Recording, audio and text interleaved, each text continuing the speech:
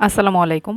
Lily সাইবেনের নতুন আরও একটি ভিডিওতে সবাইকে স্বাগত জানাচ্ছি। আমি লিলি খুলনা থেকে আজকে আপনাদের জন্য নিয়ে আসছি খুবই সুন্দর একটা ভিডিও। আর এই জন্য বলছি সুন্দর কারণ এখানে আছে অনেকগুলো কাজ একসাথে। আর আমার হাতের কাজ তো খুব বেশি পছন্দ। তার মাঝে দেখেন কি সুন্দর একটা পার্পেল কালার শাড়ি। এটা আজকে আমি একটু কাজ করে রেখেছিলাম। সেই শ্যুটটা আমার নেওয়া হয়নি, তো সেই কাজটা হচ্ছে আজকে কর্মী এক আপাকে দিব। তো সেই আপাকে দেওয়ার জন্যই আমি এটা রেডি করছিলাম। তো এখানে দেখেন আমি কিভাবে সুতাগুলি অ্যাডজাস্ট করে দিচ্ছি। উনি বেশ ভালো কাজ করে আমার দেখা মতে। তো উনি প্রথমবার আমার থেকে কাজ নিচ্ছে, তার জন্য আমি একটা মাত্র শাড়ি দিয়েই মানে দিচ্ছি। যদি তার কাজ ভালো হয় তাহলে ইনশাল্লাহ তাকে পরবর্তীতে আরও বেশ কিছু কাজের অর্ডার দিব। দেখা যাক সেটা পরবর্তীতে কি হয়। এই তো ব্যাগটা রেডি করে দিলাম, বাচ্চার বাবা যাওয়ার সময় তাকে দিয়ে দিবে। আর দেখেন আরেকটা কাজ যেটা আমি হচ্ছে, যারা হাতের কাজ করেন তারা কিন্তু জানেন যে ফ্রেমটা, কাঠের ফ্রেমগুলি একটু মানে কাপড় দিয়ে পেঁচিয়ে নিতে হয়। তো কেন নিতে হয় সেটার কারণ হচ্ছে কাঠের ফ্রেমের মানে বর্ডার অংশটা একটু হচ্ছে ধারালো থাকে। তো ধারালো অংশটা দিয়ে অনেক সময় কাপড় ছিঁড়ে যায় বা ফেঁসে যায়। আর অ্যাজ ইউজুয়াল আমি যেটা করি সেটা হচ্ছে আমি কাঠের ফ্রেমই ইউজ করি, প্লাস্টিকের ফ্রেম আমি ইউজ করি না। আমার কাছে আমার নিজের কাজ করার জন্য 4টা ফ্রেম আছে, কোনো একটা ভিডিওতে সেটাও দেখাবো।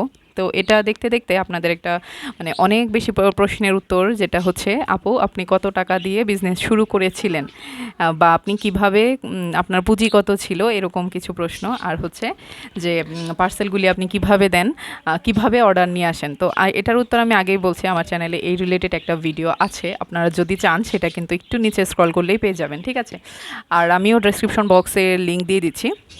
আসলে কি আমি না কখনোই ভাবিনি যে আমি চাকরির বাইরে কখনো কোনো ব্যবসা রিলেটেড কাজ করব, বা মানে চাকরি ব্যতীত কোনো কিছু করব। কিংবা আমার ধারণায় এটা কখনোই ছিল না যে চাকরি করা ছাড়া কেউ কোনোভাবে মানে বিজনেস করে টাকা উপার্জন, ইভেন অনেক বেশি পরিমাণ উপার্জন করতে পারে। আসলে হয়েছে কি যে আমার মানে পরিবারের সবাইকে আমি দেখেছি তারা জব করে, তারা সরকারি চাকরি করে। তো আমার মাথায় ওইভাবেই ছিল যে চাকরি করলেই হয়তো মানে ইনকাম সোর্সটা ভালো থাকে, বেশি পরিমাণ ইনকাম হয়, ব্যবসা করলে আর কতটুকু ইনকাম হয়, এরকমটা ছিল। তো যখন আমি কাজ শুরু করি সেই মুহূর্তে আমার কাছে আমার চারপাশিক কিছু পরিস্থিতির কারণে আমি খুব বেশি পরিমাণ ডিপ্রেসড ছিলাম। তো তখন আমার মনে হচ্ছিল যে না, একটা কাজ করতেই হবে, সেটা যে কাজই হোক আমাকে একটা কাজ করতেই হবে।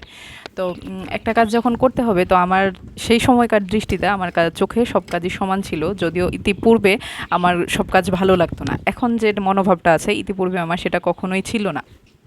তো সেজন্য হয়েছে যে আমি কি করব কোনো ইনোভেটিভ আইডিয়া নেই। আর করোনাকালীন সময় যেটা মানে সবার জন্য দুঃখজনক হলেও আমার জন্য খুব বেশি পরিমাণে ব্লেসিং ছিল, খুব বেশি পরিমাণে আশীর্বাদ স্বরূপ ছিল। সেই সময়টাতে আমি কাজ শুরু করি। আর সেই সময়টাতে কাজ মানে এত বেশি পরিমাণ ছাড়া পেয়েছি, যেটা বর্তমানে কিন্তু অতটা বেশি পরিমাণে নেই।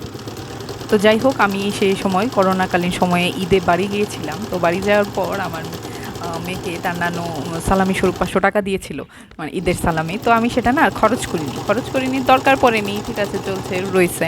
তো আমি যেদিন লাস্ট মার্কেটে যাই, মানে বাড়ি থেকে আসার পর মার্কেটে যাই, যাওয়ার পরে হঠাৎ আমার চোখে পড়ে যে কিছু অ্যাক্সেসরিজের দোকান। তো সেখান থেকে আমি প্রথম 500 টাকা দিয়ে অ্যাক্সেসরিজ নিয়ে আসছিলাম। প্রায় 450 টাকার মতোই লাগছিল, পুরো 500 টাকাও লাগেনি। তারপর কি হলো, সেটা দিয়ে আমি টুকটাক জুয়েলারি বানালাম। মানে 500 টাকা দিয়ে ওই সময়কার সময়ে বেশ কয়েক জোড়া সেট জুয়েলারি হয়েছিল, 2 জোড়া চুড়ি, 3-4 জোড়া কানের দুল আর একটা নেকপিস সম্ভবত হয়েছিল, আমার যতটুকু মনে পড়তেছে।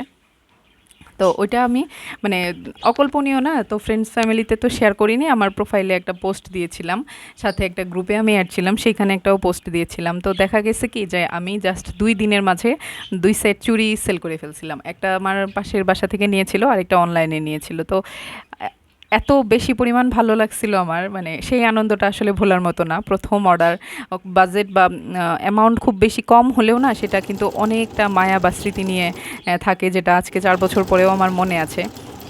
যাই হোক, তো এই তো আমার মানে উদ্যোগের পুঁজি ছিল 500 টাকা। সেই 500 টাকা থেকে আমি হয়েছে যে প্রথম 2 বছর বা 1.5 বছর আমি কোনো বিজনেসের টাকা নিইনি। যেটা সেল হয়েছে সেটা রেখে দিছি, আবার মানে আলাদা পার্সে আলাদা পোর্শনে রেখে দিছি, সেটাকে কখনোই আমার একসাথে টাকার সাথে রাখিনি। তারপর ওইখান থেকে আমার যতটা কেনার প্রয়োজন হইতো কিছু নিতাম, মানে নতুন কিছু ইনভেস্ট করতাম। করার পরে আবার বাকি যতটুকু, সবটা তো শেষ করতাম না, বাকি যতটুকু থাকতো সেটা রেখেই দিতাম।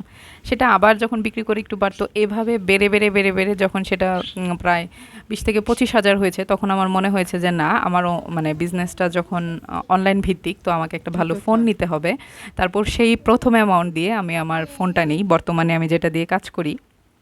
তো তারপর থেকে আমি মানে ওই ফোনটা নেওয়ার পর থেকে আমি বিজনেসের টাকা বিজনেসে ইনভেস্ট করি। পাশাপাশি মনে হয় যে না, আমি যেহেতু এত মাস ধরে মানে শ্রম দিচ্ছি, আমার কিছু নেওয়ার দরকার, আমার একটা পারিশ্রমিক এখান থেকে রাখা দরকার। তো সেই হিসেবে আমি কিছু কিছু রাখি, আবার মানে নিজের পকেট থেকেও এখন বিজনেসের জন্য দিই। এখন যেভাবে যাচ্ছে, যেহেতু এটা রানিং হয়ে গেছে, এখন আসলে আগের মতো ওইভাবে পাই টু পাই পিনপতন হিসাব করে করা হয় না।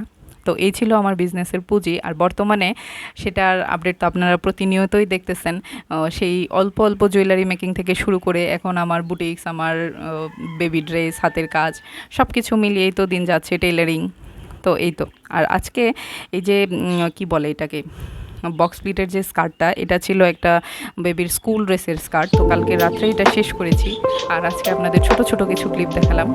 তো শীঘ্রই চলে আসবো আবার ভিডিও নিয়ে। ততক্ষণ লিলি 7